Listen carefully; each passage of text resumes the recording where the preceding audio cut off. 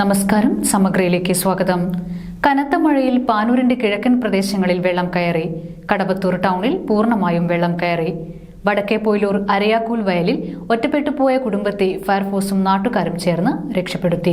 കടവത്തൂർ, കരിയാട്, ഇരിങ്ങണ്ണൂർ, കിടഞ്ഞി, പുല്ലൂക്കര, പെരിങ്ങത്തൂർ തുടങ്ങിയ പ്രദേശങ്ങളിലാണ് വെള്ളം കയറിയത്. പെരിങ്ങത്തൂർ ബോട്ട് ജെട്ടി മുങ്ങി. കടവത്തൂർ ടൗണിൽ കടകളിൽ വെള്ളം കയറി. വടക്കേ പൊയിലൂർ അരയാക്കൂൽ വയലിൽ വീട്ടിൽ ഒറ്റപ്പെട്ടുപോയ ബാലൻ, പുഷ്പ എന്നിവരെ ഫയർഫോഴ്സും പോലീസും നാട്ടുകാരും ചേർന്ന് സുരക്ഷിത സ്ഥാനത്തേക്കെത്തി.